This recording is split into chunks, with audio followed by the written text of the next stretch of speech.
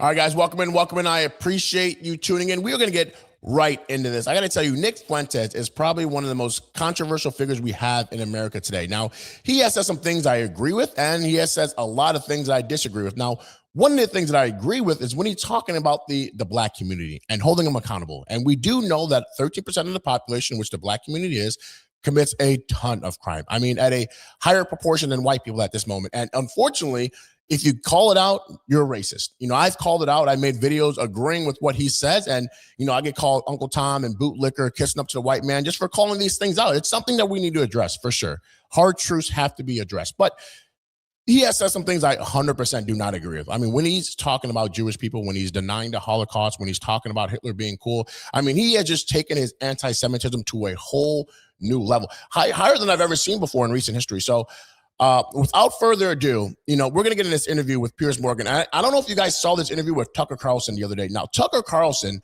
had the most kiddish interview I've ever seen in my life. Tucker Carlson, if you say something that he doesn't like, he is going to hit you in the mouth. He's going to say, "What did you say? That's so idiotic. That is so stupid. Why would you say that?" That is Tucker Carlson. He did not do that for Nick Fuentes. I don't know if he was intimidated. Nick Fuentes is a very good debater. I don't know what he was doing. He was just kid gloves. I mean, he said, why is this day so special to you, Nick Fuentes? And he said, "Oh, it's Joseph Stalin's birthday." And he's like, oh, okay. Any journalist would have said, "Wait, what? Give me some more. I want to hear this controversy. Let's talk about these topics that you're talking about." Piers Morgan did not do that. Piers Morgan took the gloves off, and boy, was this interview great. I mean, Piers Morgan literally said, "Tucker Carlson, if you're not going to interview him, I'm going to do it." And he exposed Nick Fuentes. So without further ado, let's just get right into this interview with Piers Morgan and Nick Fuentes. It's on that basis I've invited him to appear live and uncensored on my platform. And Nick Fuentes joins me now. Nick Fuentes, welcome to Uncensored. Hi, great to be with you. I don't know you. I don't think we've ever met. You can correct me if that's wrong. I know about you. I know that increasingly people are talking about you in a more mainstream environment than you may be used to. So for those who know nothing about Nick Fuentes, I want this to be an opportunity to get to the real person. I don't know who that person is, but I do want to use this opportunity to get there. I've seen you talk as we prepared for this in exchanges with people and on your show, saying you fear it's going to be very hostile, it's going to be an ambush, all those kind of things. I don't intend it to be overtly hostile. I don't intend to ambush you. I intend it to be an examination of what you said on the record, an examination of what you believe or what you say you believe, and an examination of what your rising popularity says about the state of the conservative movement in America. So those are my goals from this interview. What are your goals? Why are you doing it? I thought it'd be interesting. And, you know, you've talked a lot about me on your show over the years, and this is the first time you actually extended the invitation. I think it might be the second, actually. I think we talked about doing it during A24 a few years ago, but you've talked a lot about me with the panel, and now you've extended the invitation to talk to me. And I think it'd be interesting for me to maybe clarify some positions and maybe get to know you a little better as well. So I'm looking forward to it. There is a belief that you have two personas. There's one that you roll out now for podcasts and for shows like mine, where you come across as reasonable. And then there's your show on Rumble, where you often come across as having, you know, a very unreasonable view on things. This is what Coleman Hughes said about you. Nick Fuentes knows exactly what he's doing. He is consciously playing this double game as part of a long-term strategy to become popular enough to take the reins of power, at which point he plans to pivot towards the extreme and unpopular policies that he advocates daily on Rumble. So first of all, what is your response to that? Well, first of all, I would say that Coleman Hughes is a propagandist. He works for the Free Press, which is run by Barry Weiss. So I think you have to consider the source. And Barry Weiss is a pro-Israel partisan. Free Press is just bought out by CBS for $150 million by Larry Ellison or his son, David Ellison. And so I think that's coming from a particular point of view. We can't pretend like that's coming from a vacuum or from some fixed position that's coming from a propaganda outlet that's in favor of Israel. That's first. But second, I would say he is right about the two personas. And I think that everybody understands this on some level. On my show, I make jokes and I use rhetoric and I'm hyperbolic because for a long time, I had an audience that was small on these like dissident platforms. I was on D Live for many years. A lot of people don't even know what that is. And so I had a small following and we had sort of like an in-group sense of humor and memes and things like that. And you talk about it one way on a freewheeling live stream when I'm by myself and I'm ranting and we make jokes and we play devil's advocate. We play with different positions. If anybody is paying attention to Piers Morgan's face right now, I mean, you're going to see it in an interview. Piers Morgan is not going to play around.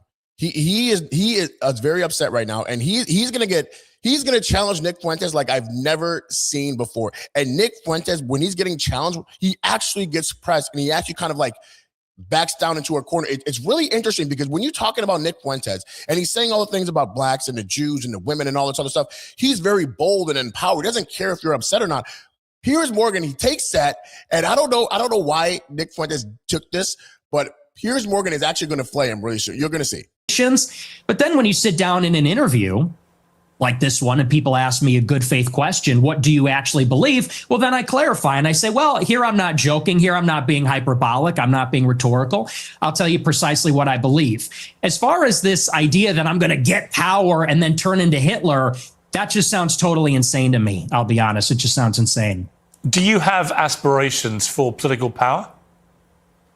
Not really. I think that if I wanted to run for office, I wouldn't say a lot of the things that I say. I don't know that a lot of people would vote for me. I tend to offend everybody, even a lot of people that like me. So no, I'm a truth teller. I like to tell the truth. I like to do my live stream. Who is Nick Fuentes? Tell me about your upbringing. I know you grew up in the suburbs of Chicago. Tell me about your early years. Or early how? Like my childhood or a little bit later? Yeah, your childhood, yeah. Well, I grew up in the suburbs of Chicago in LaGrange Park, as you say. My parents are ethnics. My father's half Mexican, half Irish. My mother's Italian. Whoa. Half Mexican and half Irish. I first of all, I did not understand this. You can kind of get the detail with Fuentes, but I think this is the first time they acknowledge that he's Mexican. Which is kind of interesting because when you see a lot of followers and like, yeah, Nick Fuentes and deport all the Mexicans and do all this stuff, it's kind of weird because he's Mexican. It's kind of interesting. And they both came from a pretty rough upbringing themselves. They both were raised by single mothers, not because of divorce, but because both of their fathers had died. They endured a lot of dysfunction. And I think that's one of the reasons they came together and they related to each other and they wanted to create a normal upbringing for their children. They wanted to have a normal family life. And so they moved out to LaGrange Park away from the city. And they raised me and my sister and really put us first. I think that's a big reason why I tend to have a lot of these family values or Christian values. My mother quit her job and stayed at home to raise us. And so I have a very close relationship with my parents, with my sister. We're a very tight family. And we grew up in a pretty idyllic town. And maybe we can sort of get into a conversation about politics from this. I loved my upbringing. My mom stayed at home. My dad was working. We're in a mostly white suburb in Chicago. I was maybe half Catholic, half Protestant. It was a baseball town. I played baseball for many years. In Chicago, we love our hot dogs. We have our baseball parade and get a hot dog.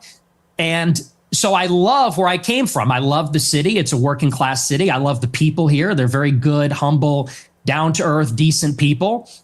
And I guess I had my political, not to jump ahead, but this is a big part of where my political awakening came from.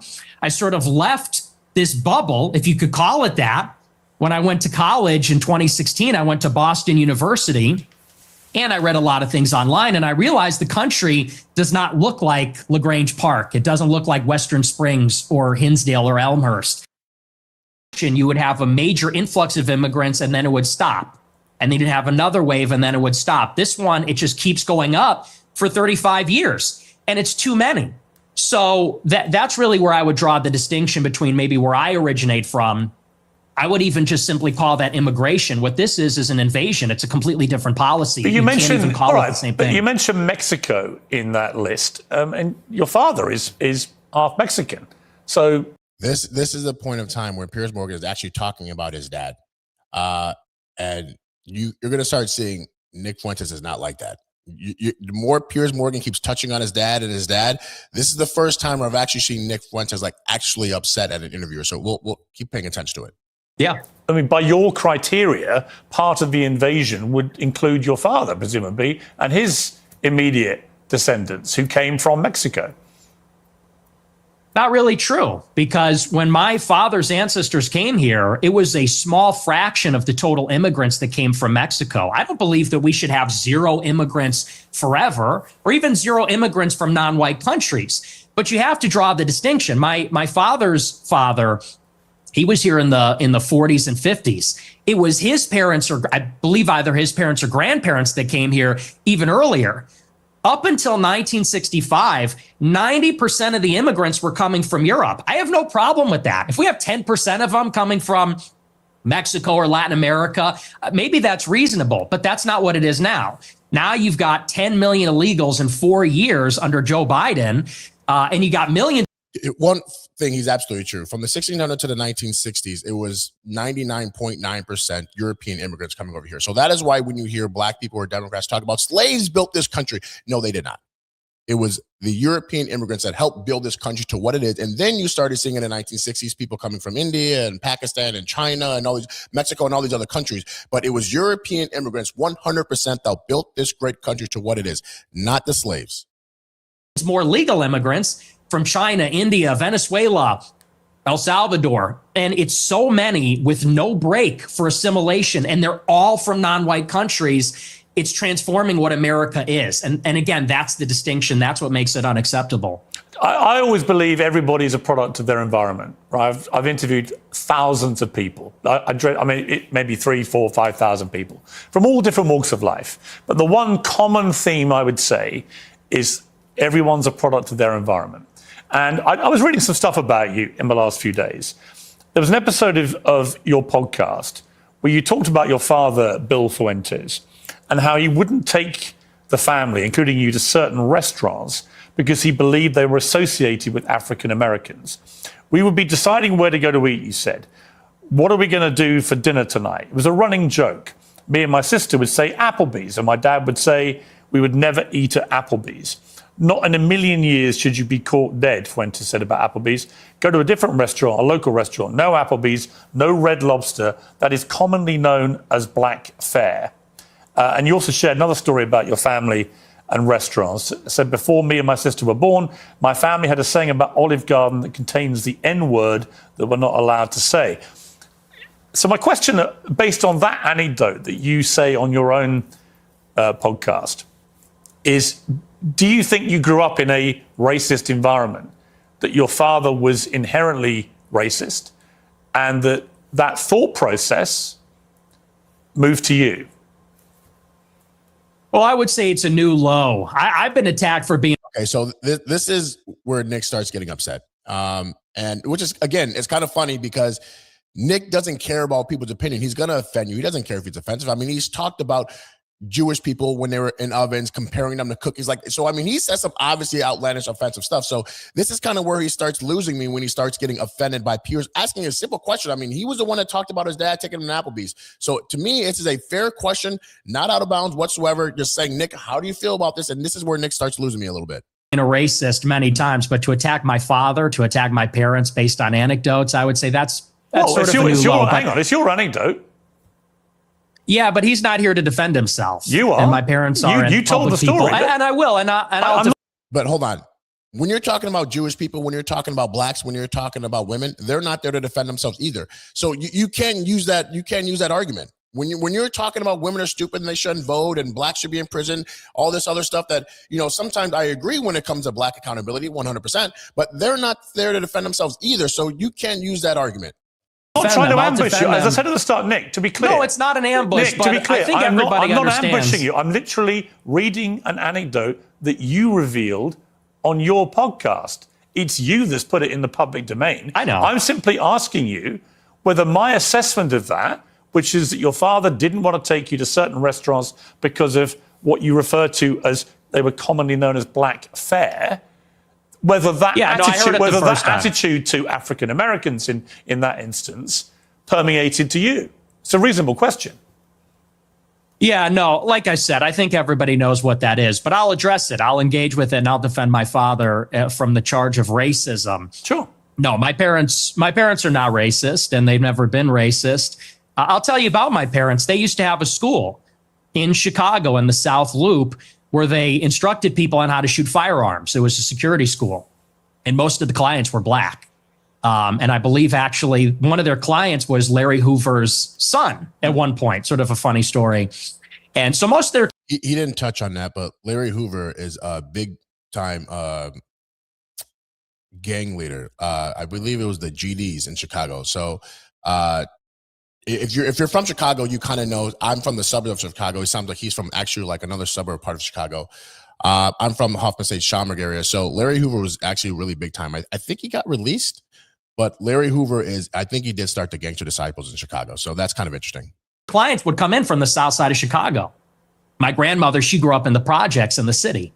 And so my family being in Chicago, being ethnics, being Italian, Irish, Mexican in the west side on Taylor Street, all over the city. My family for many generations have lived near and around black people. And look, my views about black people and their views about black people are shaped with experiences with black people. And what they will tell you, what my parents would say if they were here, is that for many, many years, the older generations of black people were very respectful, very humble, very decent. In fact, my grandma used to have an anecdote. She grew up in a lot of dysfunction. Her mother was mentally ill, and they would be having dinner in the projects, and there'd be so much chaos and dysfunction and disagreement and fighting. And she would look across the way out the window at a black family in the other apartment, and they'd be holding hands around the table saying grace. And this is sort of the culture that used to prevail. But now what you have in the city is that there's no accountability for the black people. And now Chicago has become a complete dump because these...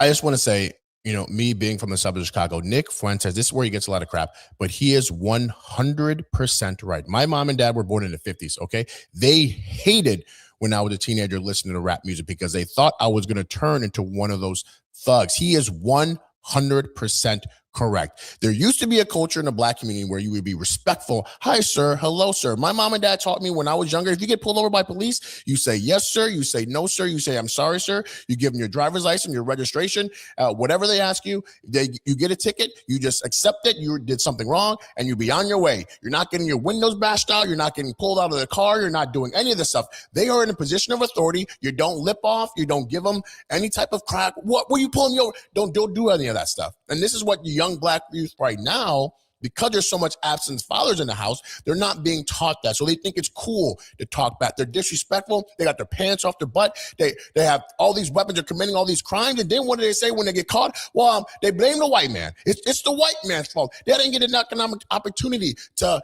grow up in a private school or in these areas. So I'm surrounded by crime. So it's not my fault that I just killed this lady, or it's not my fault that I stole. It's the white man's fault for not giving me an opportunity. This is where he is 100% correct. Teenagers go out and they take over the city. They call them teen takeovers. That's the euphemism for it. They're teenagers, but they all come from the same neighborhood. They drive up there and they mug people and attack people and they destroy cars and destroy shops. We had the Festival of Lights a couple of weeks ago. It's supposed to be a family event. And they light up the trees and there's a big parade. I was in the parade one year and you had a bunch of black people there shooting each other. 7 people shot, a 14-year-old killed in the Magnificent Mile. And I know there's a lot of black people that feel the same way about this. They say, we've lost control of the city and we're looking for... Just so people understand how dangerous it is in Chicago, okay? The black crime is skyrocketing. Over Labor Day weekend, okay? Over the 3 days of Labor Day weekend, 54 black people were shot. 8 killed. 54 black people were shot by who? Black people. But you're not going to hear that from the Democrats. You're just going to hear about racism and a white officer, but you're not going to hear about that. Where's BLM? If BLM really cared about black people, wouldn't they be out there marching all the black lives that would be taken 24/7 in Chicago and Baltimore and DC and Memphis and Alabama? Wouldn't you march for those black lives?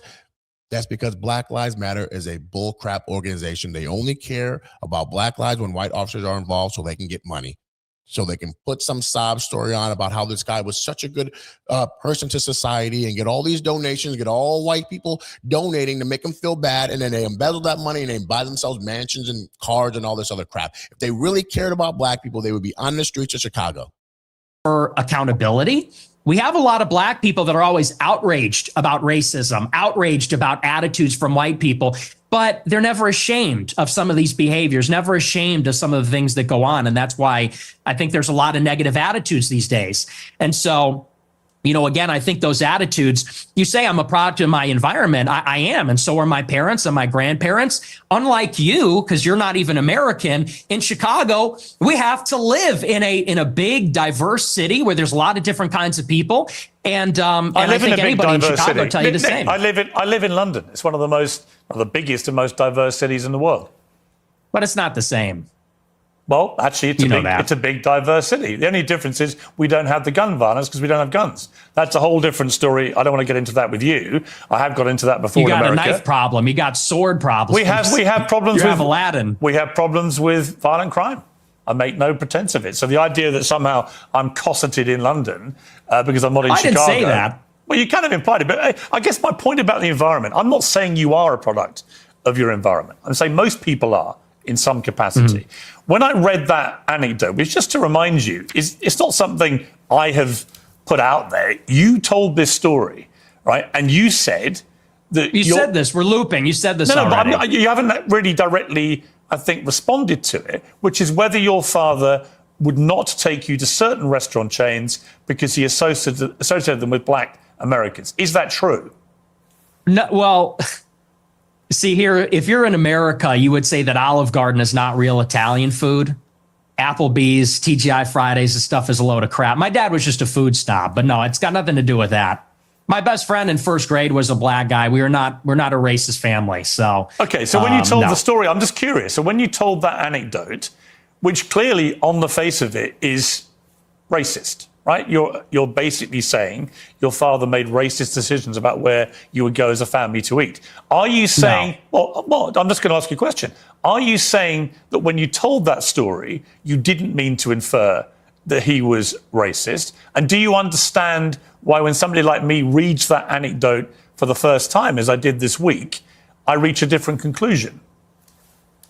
Well, I understand what you're doing, which is a sort of making of a murderer. How did he become racist? Well, his father didn't eat at Olive Garden because he said that's not real Italian food. Hang on, can I? What's with the interruptions? Can I explain? I'm literally reminding you of something you said on your show, which led me. I want to come to something else you said. This is where you talk about Jews, women, and blacks. Let's just take a listen. They're always coming up with, no, it's not the Jews. No, it's not women. No, it's not blacks. It's actually really complicated. No, it fucking isn't at all. Jews are running society. Women need to shut the fuck up. Blacks need to be imprisoned for the most part. And we would live in paradise. It's that simple. Okay. Would you like to clarify what you meant there? That's all true. That's 100% true. Everything I said in that clip is true. Including that blacks need to be imprisoned for the most part. Yeah. Yes. But all of them? No, for the most part. What does the most part mean? What percentage of American blacks would you like to see in prison? Whatever the percentages of the murderers. I think it's 1 in 20 black men will commit a murder in their lifetime. So maybe let's say that, 5%. Oh, so you're talking about black people who murder people? Yeah. Oh, absolutely. Yeah. But you didn't say that. That's you just said problem. Blacks need to be imprisoned for the most part. You didn't clarify that you were talking about black murderers. Right. No, you're right. That's a good addition to that. That's a great point. You think it's funny or? I think, yeah, I do. I think it's hilarious. I think it's totally true. Do you think a black American would find it funny? You think that blacks should be imprisoned for the most part? Blacks are my biggest fans. I get high fives all the time. They say, Nick Fuentes, I love your show. They agree with me. And you want to know why? Here's the difference. Black people are the most victimized by other black people. You think black people want to live in the hood and the ghetto and get shot all the time? That's what happens in the south side of Chicago. You should come here. I'll take you there. We could go to Garfield Park. My son went to Chicago University. South side and west side Chicago are probably the worst parts of the city. 100%. It's absolutely dangerous. Now, you'll know that black people won't admit this, but as soon as black people get money, guess where they're going? To a white neighborhood, to a white gated community where they know it's safe. Do you know any rich rappers or athletes that are still in the hood? No, they're living in Rancho Cucamonga or LA, all types of fancy, smancy, gated community. You know why they move? Is because they know where they're living up, where they grew up was dangerous. They can get robbed, they can get shot, they can get carjacked at any time, especially if you have money. So they say, see you later, black people. I'm moving with the whites because they know it's safer. And that's just true. You can't say that because it sounds racist, but it is true. Every single athlete. You think any NBA player, NFL player is still in the hood? Absolutely not. As soon as they get millions of dollars, they're moving away from the black community. That's just 100% true. For a year, actually, several years ago. Yeah, that's a bubble. That's a bubble. You think you're in Chicago and Hyde Park? You don't know Chicago. Go a little bit west, see what it's like over there. And I'll tell you, black people agree with me because they're tired of it too. And maybe not most of them, but a lot of them agree with what I say about that because they know how it is. That's why the first thing they do when they make a little bit of money is they go and leave to another neighborhood. Okay, so what was just remind me again, the percentage of black men who commit murder in America. What was the percentage you gave me? It's 1 in 20. 1 in 20. It's 1 in 100. No, it's 1 in 20. No. Less than 1 in 100 black US men commit murder. That's the most up-to-date crime statistics in America. That's not true. I've seen other statistics. They say 1 in 20 will eventually commit a murder. So your rate means that you're saying that 5 times as many black men commit murder as the official crime statistics say. Yeah, there's a report, I believe, on X by Data Hazard. I'll have to go and double check that for you. But yes, there's some pretty shocking evidence that says that it's far more alarming than you would think. Okay, but you would accept that the official crime statistics are 1 in 100, or you wouldn't accept that statistic? I don't know. I don't have it in front of me, but I've seen other evidence. Like I said, Data Hazard on X, I believe, produced a report about a year ago. It said 1 in 20. But I mean, whether it's 1 in 20 or 1 in 100, that's a lot of people, Piers. I mean, sure, this is a lot of white problem. people commit murder too.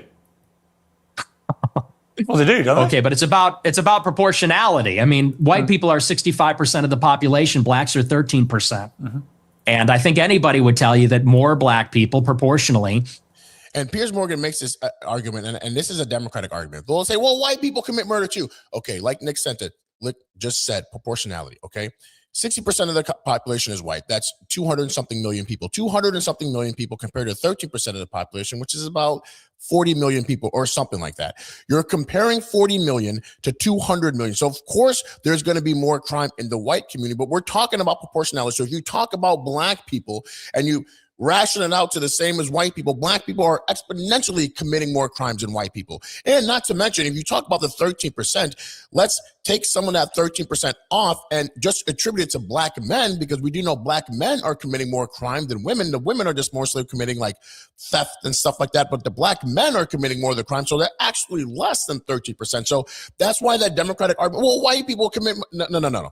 We're talking about equal to equal. Black people commit way more crimes as right now than white people. And we just can't admit it because, again, it's called racism. Commit violent crime than white people, and people vote with their feet. People would rather pay a much higher property tax. Most mass shootings. What's with the interruptions? I'm sorry.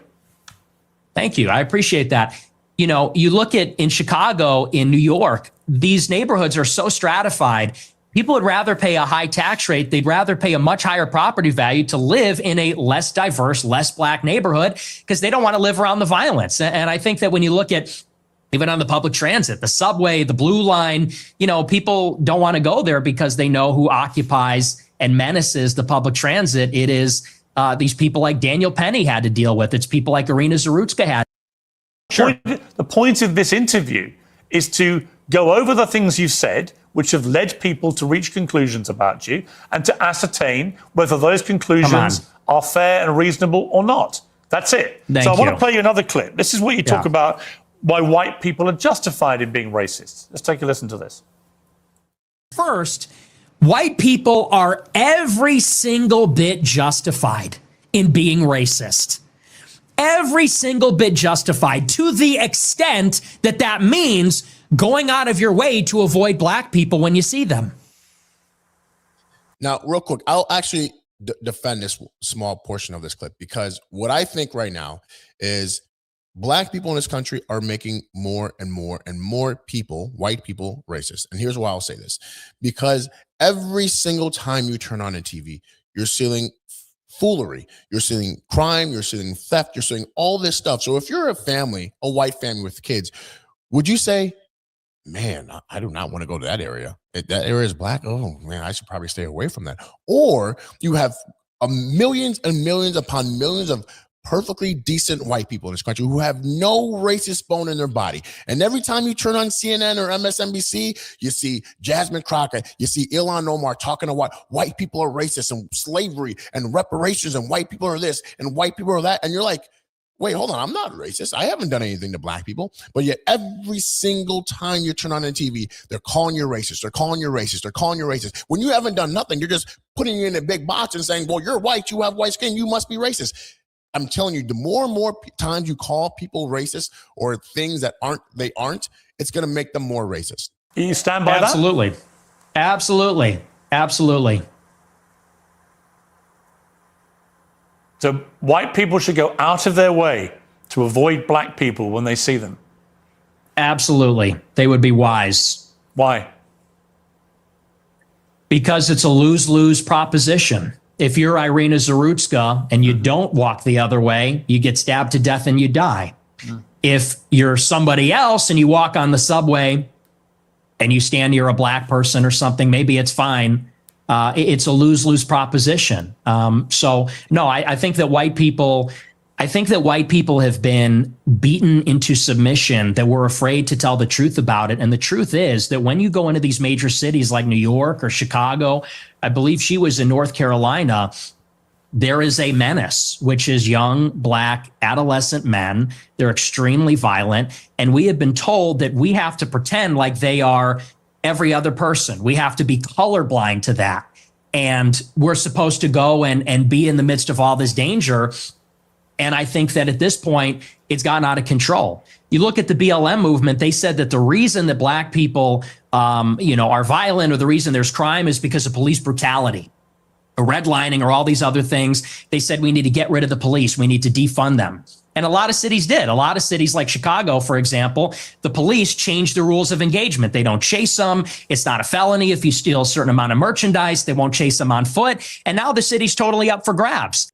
That portion of it is absolutely 100% true. But he's got to stop putting all the black people in one box, okay?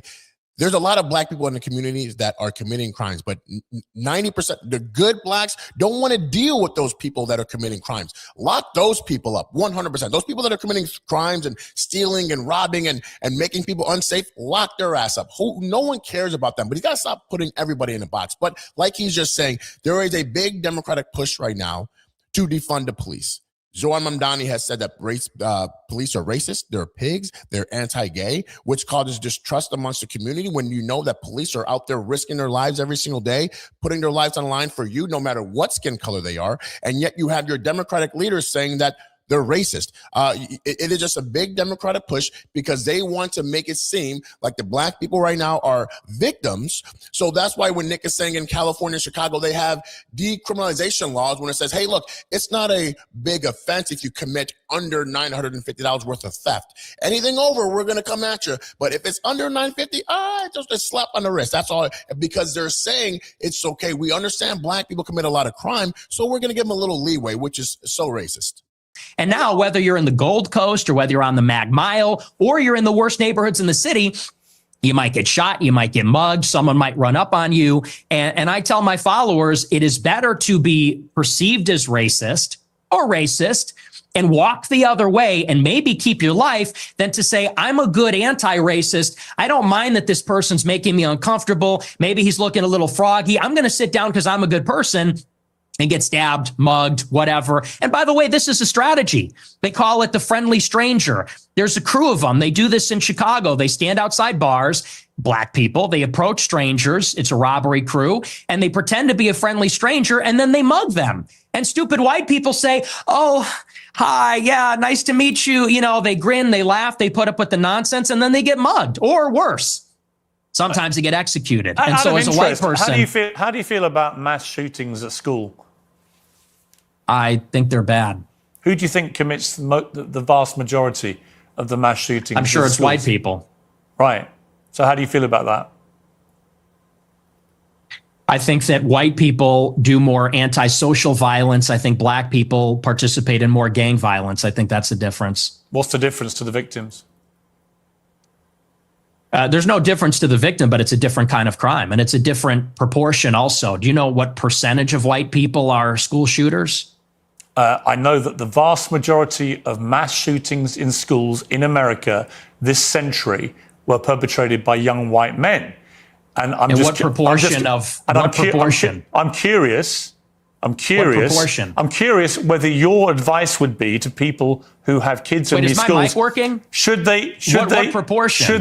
Should they avoid white people at school? Should people with the kids at school avoid young white men at school? No. Okay. Do you know what per capita means? Do you know proportionality? There are more black people proportionally that engage in violent crime or are involved in gangs, especially in these major cities, than there are white people that are school shooters compared to the entire white population. And everybody understands that. Two-thirds of mass shootings at school perpetrated by white people. But what proportion of white men commit school shootings? That's the question. I've just told you. It's 65% of school shootings by white people. You're telling me what proportion of school shootings are committed by white people. I'm saying what proportion of white people have committed school shootings. Are you playing dumb, or are you just not that smart? What difference does that make to the children lying dead on the ground? See, now you want to jump on the victims. The difference is you're asking, would you fear white people or black people? And that's the difference. The difference is in terms what I'm saying of to you is by your logic, if we now have agreed that the vast majority of mass shootings in schools are committed by white people and predominantly young white men, then presumably your advice would be to avoid young white men because they perpetrate these massacres. But it won't be. But see, this is a Democratic argument that Piers is doing, so I have to shoot this down real quick. What is more likely to happen? A black person in America, again, as unfortunate as it is, which one is more likely to happen more frequently? Black people committing violent crime or a mass shooting? And this is where Piers Morgan is being disingenuous. He's not answering Nick's question. It is more likely to happen that you'll run into a time where a black person is more violent, committing more crimes than a white person is committing mass shootings. Now, we do understand mass shootings are terrible, black people committing crime, but we're talking about which one happens more frequently in this country. That's what Nick is trying to say. Because they're white, right?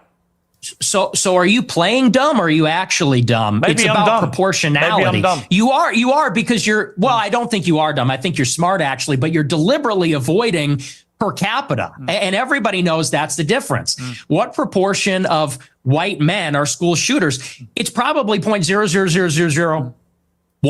What proportion of black men have committed violent crimes?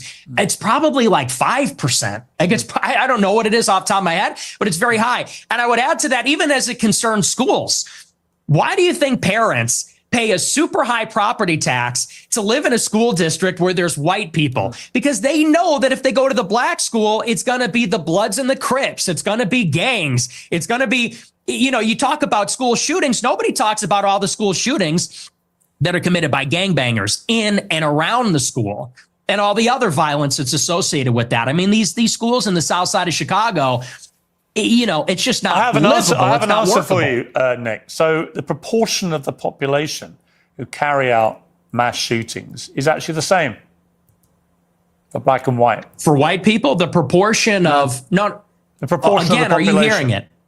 No. See, What's I the think the trouble with your proportion? statistics is a lot of them don't bear much scrutiny.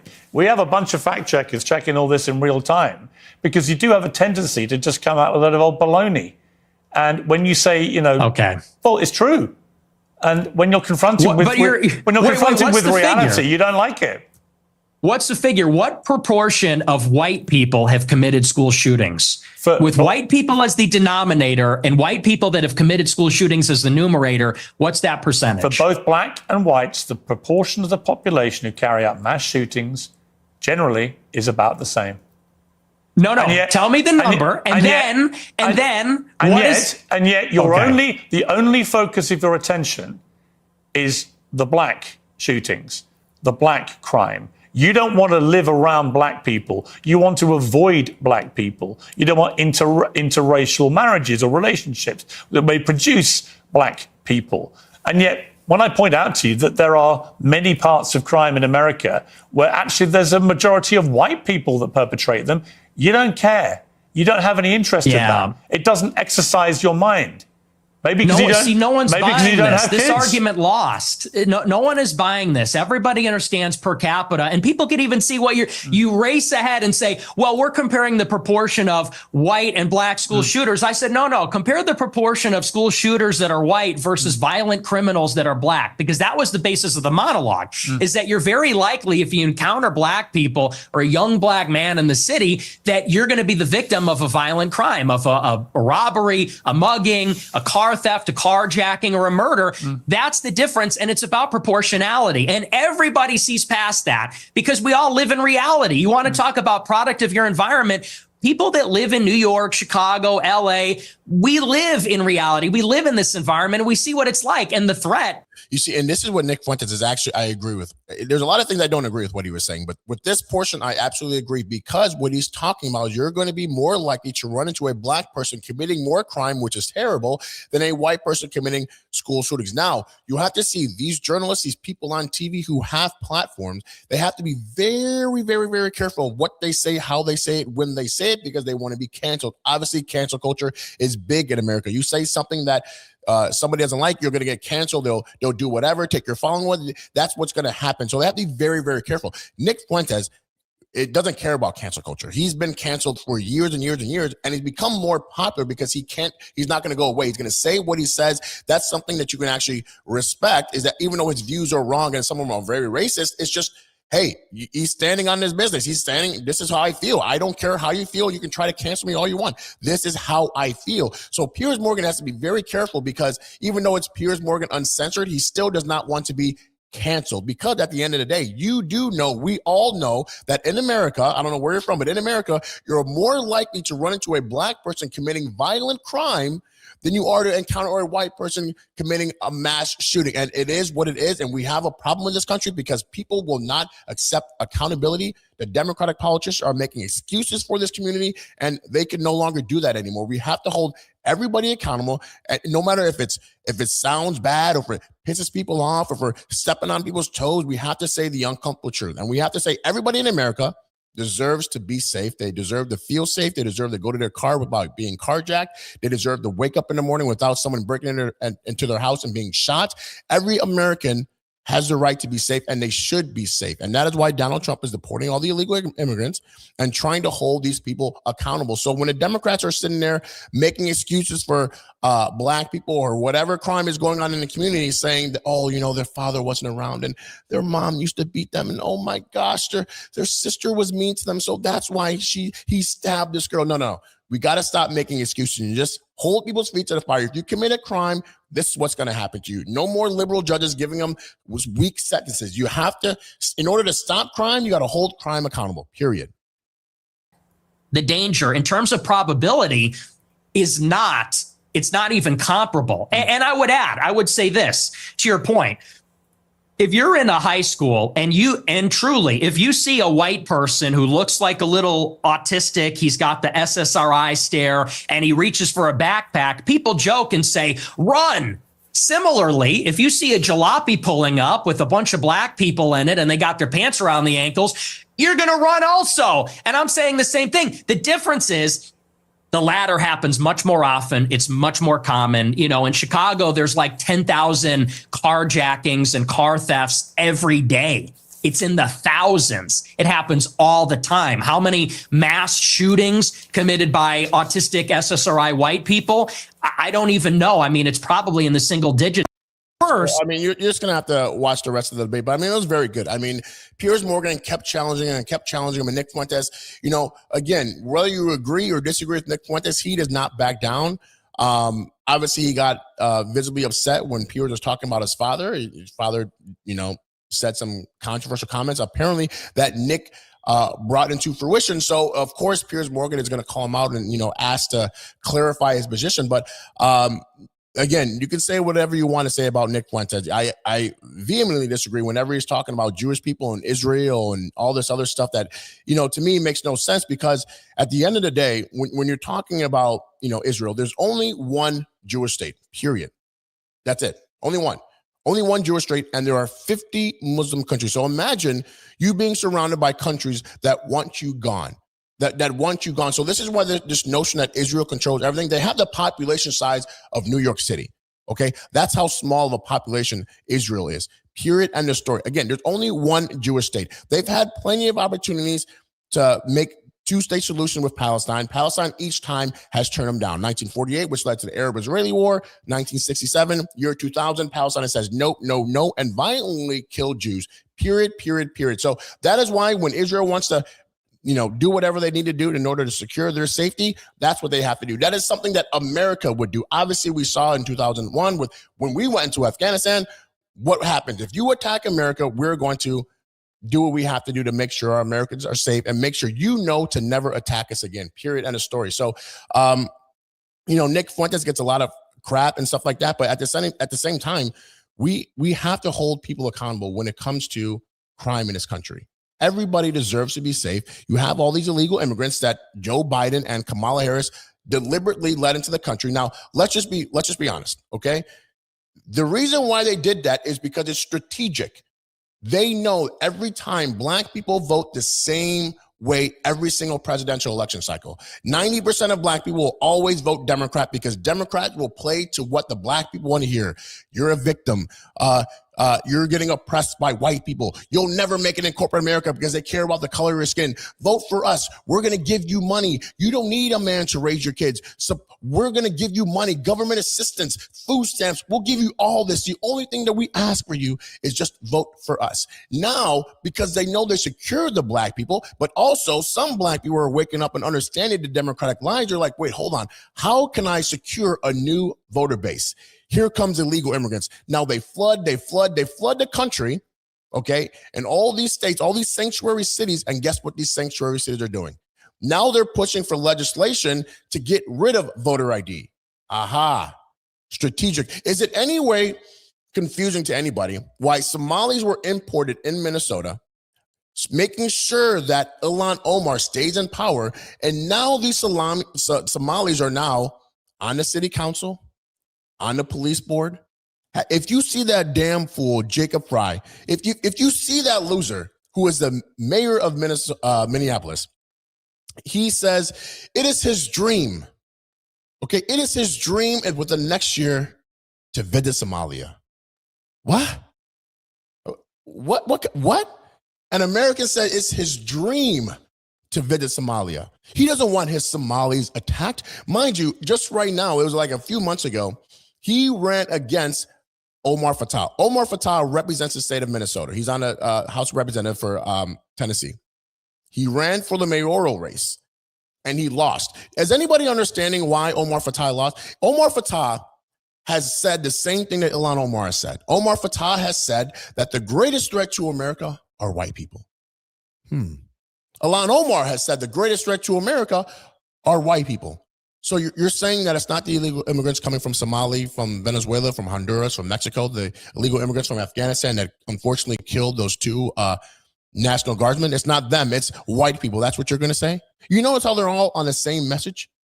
But now when we see that Somalis are in America committing all this crime and fraud in Minnesota, it's okay.